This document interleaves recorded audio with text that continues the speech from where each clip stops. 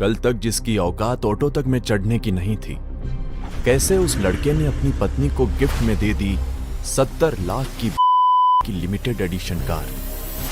जिस लड़के के साथ उसका पूरा ससुराल नौकरों से भी बदतर सलूक करता था, क्यों उससे एक मल्टीनेशनल कंपनी का सीईओ हाथ जोड़कर मांगने लगा माफी? इन सवालों के जवाब अभी जानिए, सिर्फ कुछ मिनटों में। सुनिए इंटरनेट पे सबसे ज्यादा वायरल होने वाली स्टोरी, वो भी बिल्कुल फ्री।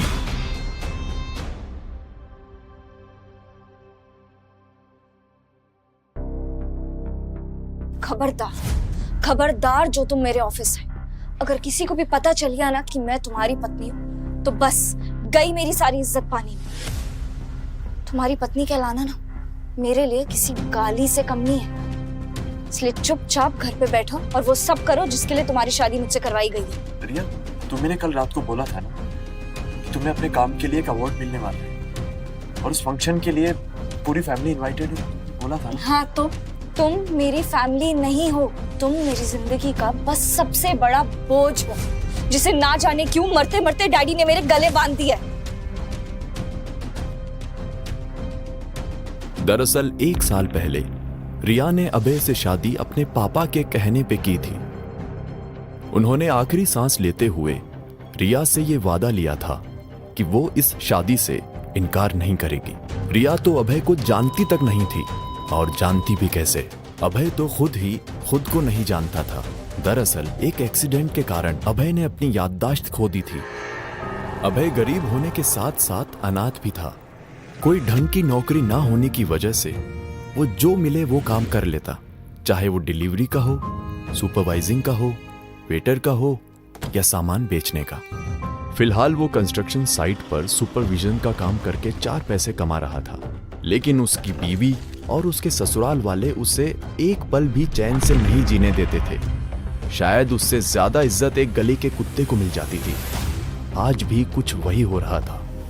अच्छा ठीक है रिया, अगर तुम नहीं चाहती कि मैं तुम्हारी ऑफिस की पार्टी में आऊं तो यही सही है, मैं नहीं आऊंगा। All the best. मेरी बात अभी खत्म नहीं हुई है। अगले हफ्ते हमारी वेडिंग की 1st एनिवर्सरी है। उसके लिए तुमने कुछ सोचा है या नहीं? हाँ रिया, मैंने सोचा है, जो भी कर पाऊंगा तुम्हारे लिए वो करूंगा ना। एक मिनट, तुम मुझे कोई वो सस्ता सा फूलों का गुलदस्ता देने का तो नहीं सोच रहे हो ना अबे? हेलो, रिया सिंघानिया नाम है मेरा। रिया, मैं 7 दिन है तुम्हारे पास इस शादी को खत्म होने से बचाने के लिए। मुझे ये तो नहीं पता कि डैडी ने मरते मरते तुम जैसे फटीचर से मेरी शादी क्यों करवा दी, पर इतना जरूर जानती हूँ कि अगर हमारी 1st एनिवर्सरी से पहले तुमने अपने गिफ्ट के साथ मुझे इम्प्रेस नहीं किया ना, तो उसी दिन डिवोर्स के पेपर्स पे साइन कर दूंगी मैं।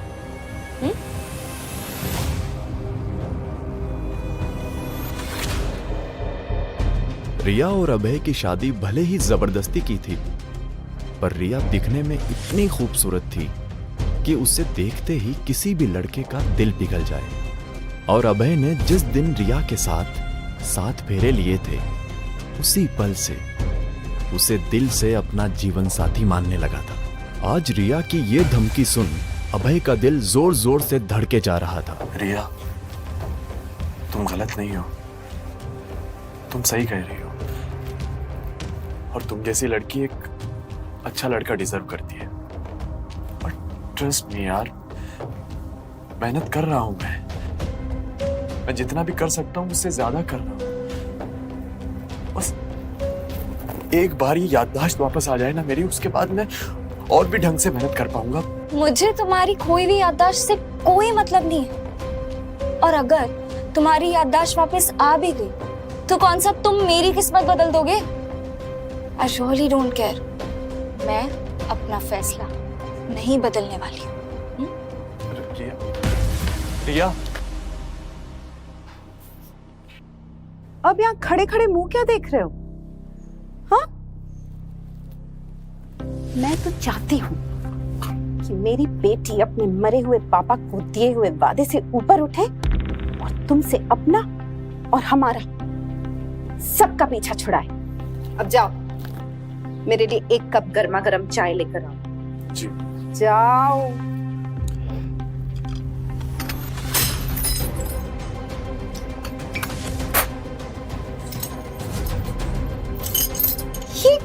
ये क्या किया तुमने अब है? इतनी महंगी चीनी मट्टी की प्लेट तोड़ दी? हाँ? टीचर, तुझे पता भी है कितनी महंगी प्लेट है ये? तो सुबह सुबह इस मनूस का चेहरा देखो, ऊपर से इतना बड़ा नुकसान। भगवान, ऐसा दामाद मेरे दुश्मनों को भी मत देना। सॉरी माँ जी, गलती से मेरा हाथ लग गया प्लेट पर। और खैर, मैं आपके लिए ना एक नई प्लेट ले आऊंगा। मुझे माफ कर दीजिए प्लीज। नई प्लेट? और पैसे कहां से लाएगा? आसमान से? हाँ? तुझे तो कोई भीख भी न दे। ठीक कहा मम्मी, जीजा जी से तो कोई काम ढंग से होता ही नहीं, और ऊपर से इनकी शक्ल भी ऐसी है कि इनको देख के कोई फूटी कौड़ी भी ना दे। बिल्कुल ठीक कहा प्रेरणा बेटा, हमारे तो भाग ही फूटे जो हमें ऐसा दामाद मिला।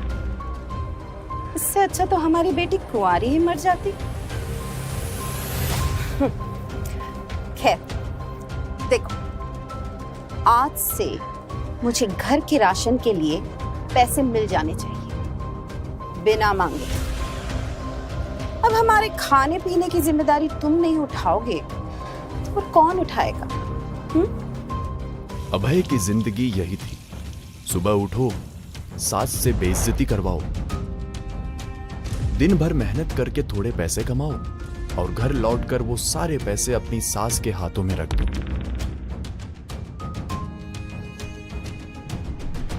उसका हुलिया देख के कोई भी बता सकता था कि अभय की माली हालत कैसी थी। कंस्ट्रक्शन के काम से सने कपड़े जो जगह जगह से फटे होते, शक्ल पर मेहनत की धूल जमी हुई, पैरों में टूटी हुई चप्पल। ऐसी हालत में भी उसकी लगन सराहनीय थी, जो ऐसे परिवार की देखभाल करने के लिए अभय हर रोज अपनी जी जान लगा देता। अभय ड्राइंग रूम में खड़ा चुपचाप ये सारी बातें सुन रहा था। उसकी सास और साली के शब्द दिन ब दिन कड़वे होते जा रहे थे। उन दोनों के मुंह से ये बातें सुन अभय का मुंह उतर गया।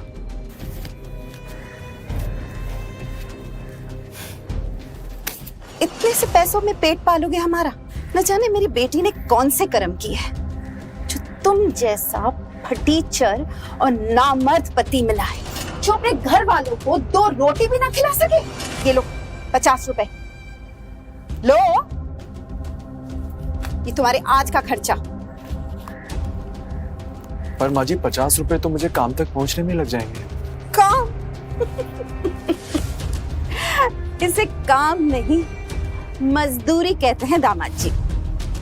ईंटें उठाना, सीमेंट के बोरे लादना, किसी के घर पे काम करना, ये काम नहीं होता।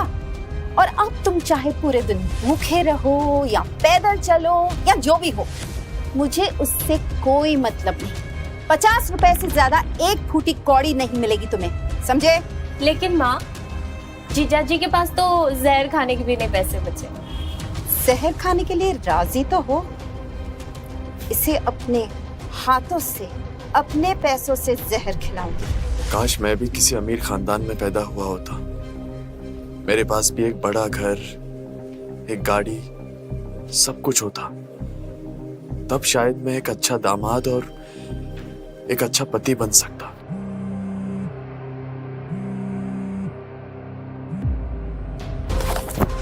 हेलो माँ, एक बहुत बड़ी गड़बड़ हो गई।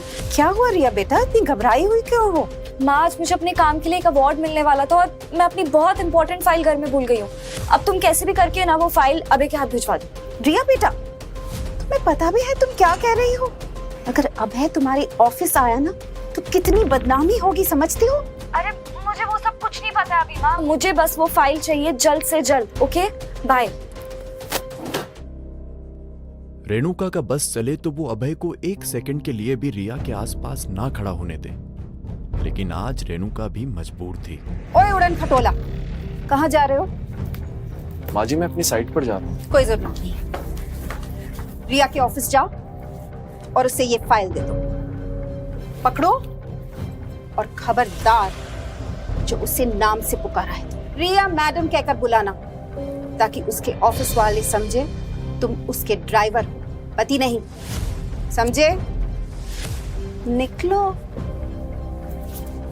जाओ।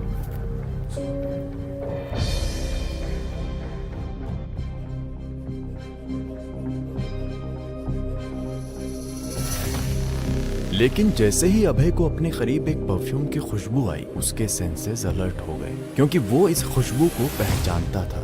ये उस इंसान की थी जो उसे चैन से जीने नहीं दे रही। पागल पागल हो क्या? देखो, मैं उस तरह का आदमी नहीं हूँ जो किसी भी लड़की के साथ इन्वॉल्व हो जाए। तुम छोड़ो मुझे। मैं तुम्हारा वो कल हूँ जो आने वाले कल पर भी भारी पड़ेगा, और तुम चाहे कितना भी भाग लो, मुझसे दूर नहीं रह पाओगे। गुस्से से तिल मिलाता हुआ अभय कुछ समझ ही नहीं पा रहा था कि उसके साथ ये हो क्या रहा है।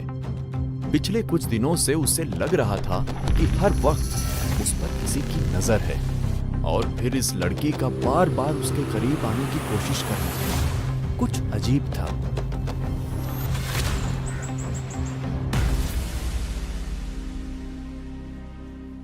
अंदर कहाँ घुसे जा रहे हो? आईडी दिखाओ अपनी। मेरे पास आईडी तो नहीं है, लेकिन मेरी बीवी है। मेरा मतलब है कि ये फाइल मुझे रिया सिंघानिया को देनी है। रिया, रिया मेरी एम्प्लॉय, लाओ ये मुझे दे। वो और कोई नहीं, रिया जिस कंपनी में काम करती थी उसी कंपनी का मालिक सूर्य प्रकाश था। सॉरी सर, ये फाइल रिया के लिए बहुत जरूरी है, मैं बस उसे ही दूंगा। ओह हीरो, थोड़ा ठंड पा तो होगा उसका कोई ड्राइवर या नौकर, पर मैं ना उसका बॉस हूँ और उसका होने वाला मंगेतर।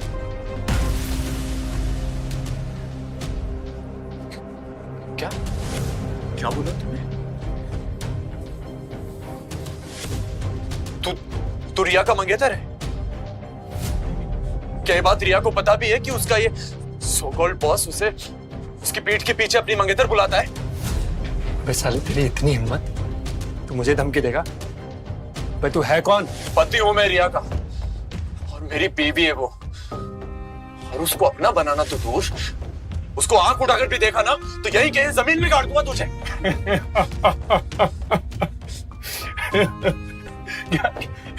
क्या क्या क्या कहा तूने? रिया का हस्बैंड है तू? हाँ। रिया, रिया जरा इधर आना। सूर्या पूरे ऑफिस के सामने रिया का नाम जोर जोर से चिल्लाने लगा। ये देख अभय का दिल जोर जोर से धड़कने लगा। उसने जोश में आकर रिया को अपनी बीवी तो बता दिया, पर उसे अच्छे से पता था कि ये बात रिया के कानों तक पहुंची तो उसके साथ क्या होगा। हाँ हाँ सूर्य, क्या हुआ? चिल्ला क्यों रहे हो? रिया, तुमने अपने घर के नौकरों को बहुत ज्यादा ही सर पर चढ़ा रखा है। अब देखो ना, ये तुम्हारा 2 कौड़ी का ड्राइवर खुद को तुम्हारा पति बता रहा है। अभय, ये मैं क्या सुन रही हूँ? क्या तुमने सच में ऐसा कुछ कहा है? अब जवाब देना, नीचे क्या देख रहा? मेरे सामने तो बड़ा हीरो बन रहा था, इसके सवाल का जवाब दे। नीचे क्या देख रहा है? तू ऐसे नहीं मानेगा ना? क्यों? आजा, मैं नहीं, मैं तुझे समझा।